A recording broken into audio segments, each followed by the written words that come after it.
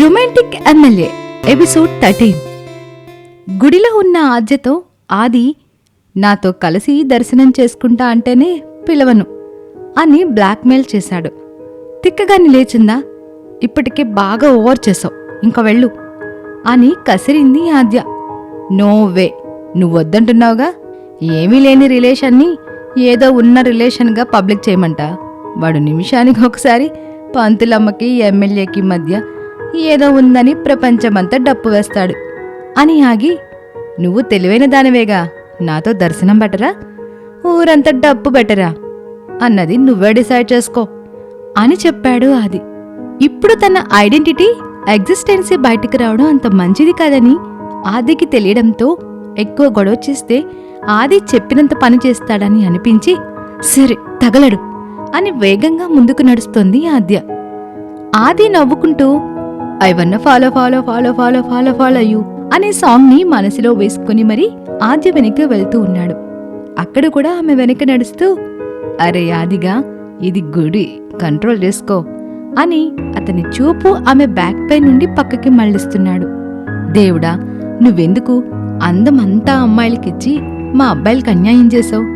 ఎంతటి ముగుడైనా చివరికి ఒక ఆడదాని చెంతకు చేరాలి అని అంటూ ఉంటే ఆ బొంగులే అనుకునేవాణ్ణి.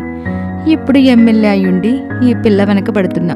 జీవితం అంటే అంతే మరి అనుకుని ఆద్య వెనకే నడుస్తూ ఉన్నాడు. గుడి కాబట్టి ఆద్య చివాట్లు పెట్టకుండా కోపంతో ఆపేసింది. ఆదికి 6 అడుగుల దూరంలో నిల్చుంటే ఆది 6 అంగుళం దూరం కూడా వాళ్ళ మధ్య ఉండకుండా ఆద్య పక్కకి చేరిపోయాడు. దూరం జరుగు అని కసురుకుంది ఆద్య. దూరం అనేది మన మధ్య సూట్ అవ్వదు పంతులమ్మ అని అన్నాడు ఆది.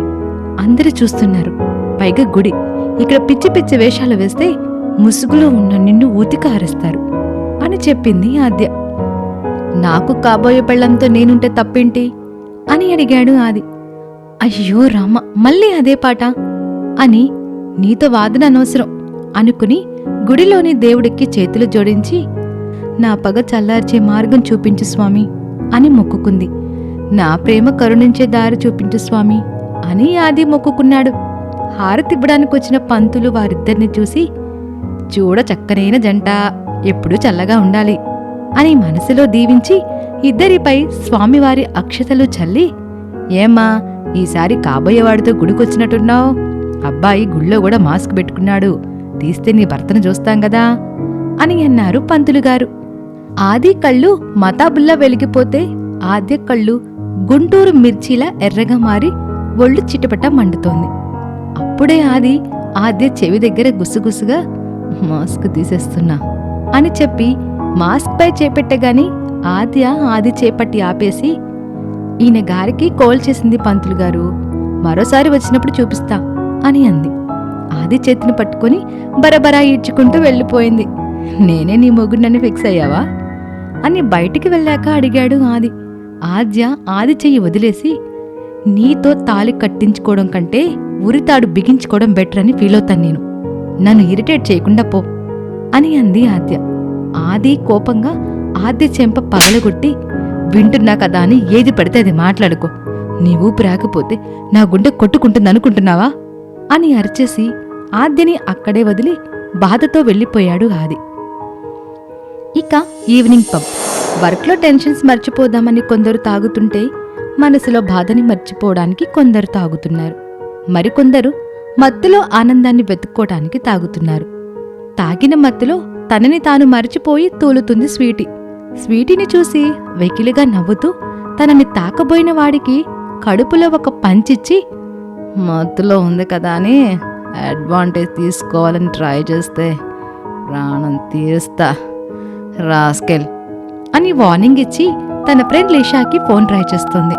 వాడు నొప్పితో గిలగిలా కొట్టుకుంటూ ఒక పంచ్తో తాగింది మొత్తం దింపేసింది మహాతల్లి అనుకుని అక్కడి నుంచి కదిలాడు. లిషా వచ్చి స్వీటీ పొజిషన్ చూసి, దీన్నెవరూ మార్చలేరు, ఇండియన్ గర్ల్ అయ్యుండి అమెరికన్ కల్చర్ని అడాప్ట్ చేసుకుంది, మెంటల్ది అనుకొని నిట్టూచి స్వీటీని మోసుకెళ్లి ప్యాలెస్కి కాకుండా స్వీటీ ఇంటికి తీసుకెళ్లి మజ్జిగ తాగిచ్చి, డబ్బు కోసం పరుగులు పెడుతూ నిన్ను నువ్వు చంపుకుంటున్నావు, నీకిదంతా అవసరమా? అక్కున చేర్చిన వారిని అంతం చేయాలనుకునే కోపం డబ్బు కోసమా ఇంకా ఏదైనా కారణం ఉందా అని ఆలోచిస్తూ లిజా నిద్రలోకి జారుకుంది. మంచు కురిసి వేస్తున్న చలిని దూరం చేసుకునేందుకు వెచ్చగా దుప్పటి కప్పుకొని నిద్రపోతుంది స్వీటీ.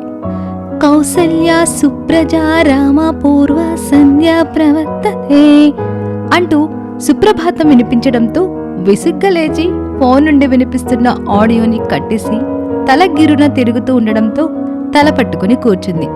లిషా అని పిలిచింది. No response. లిషా! ఈసారి పిలుపు కాదు, అరిచింది. కాఫీ కప్తో ప్రత్యక్షమైన లిజాని చూసి కప్పందుకొని పొద్దున్నే ఆ గోల్ అవసరమా అని అడిగింది. నువ్వు ఇండియన్, అమెరికా కల్చర్ని ఫాలో అవుతావు. నేను అమెరికన్, ఇండియన్ కల్చర్ని లవ్ చేస్తాను. నిజంగా ఇండియన్ సాంప్రదాయాలు, ఆచారాలు రియల్లీ అమేజింగ్. జీవితంలో ఒక్కరోజైనా పూర్తిగా ఇండియన్గా నేను ఫీల్ అవ్వాలి అని చెప్తున్న లిజాని చూసి నువ్విక ఆపు అన్నట్లుగా తన చెయ్యి చూపించి, ఇండియన్ కల్చర్ అంత ఇష్టమైతే వెళ్ళి గంగులను దూకు తల్లి, నా ముందు పొగడుకో, చిరాకొస్తుంది అని అంది స్వీటీ. స్వీటీ, మనం హైదరాబాద్ వెళ్దామా అని ఎగ్జైట్ అవుతూ అడిగింది లిజా.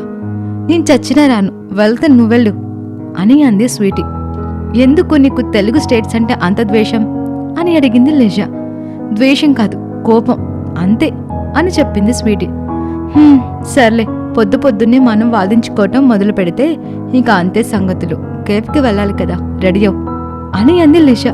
స్వీటీ వాష్రూమ్కి వెళ్ళి ఫ్రెష్ అయ్యి వచ్చి రెడీ అవుతుంది.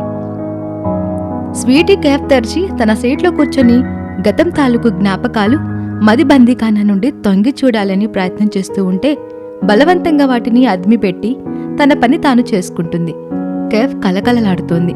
తను సొంతంగా పెట్టుకున్న ఆ కేఫ్ అంటే తనకి అమ్మలా ఫీల్ అవుతుంది. లిజా కూడా తనతో పాటే ఉండి అన్నీ చూసుకుంటుంది. నైట్ అవటంతో కేఫ్ క్లోజ్ చేసి ఆశ్రమం దగ్గరకు వెళ్ళి అక్కడి పిల్లలతో కొంత టైం స్పెండ్ చేసి పబ్కి వెళుతుంది. పబ్లో తాగి మళ్ళీ లిజా ఇంటికి చేరుకొని నిద్రపోతుంది. లిజా స్వీటీ తల నిమిరి, ఇంకెంతకాలం నీకు నువ్వు దూరమై బాధపడతావు, బయటికి రా, నిన్ను చిత్రవద చేస్తున్న జ్ఞాపకాల నుండి బయటకొచ్చి ప్రపంచాన్ని చూడు అని ఆగి, కన్నీళ్లను అదిమి పెడుతున్న నీ కళ్ళలో కన్నీటిని తెప్పించే మనిషి, చిరునవ్వుకు దూరమైన నీకు సంతోషం పరిచయం చేసే మనిషి ఈ భూమిపై ఒక్కడైనా లేడా అనుకుని స్వీటీకి బెడ్షీట్ కప్పి, నీ పేరెంట్ చేసిన పనికి నీకు నువ్వు వేసుకుంటున్న శిక్ష నుండి విముక్తి కల్పించేదెవరో అనుకుని కంటి కోసాన జారిన కన్నీళ్లను తుడుచుకుంది.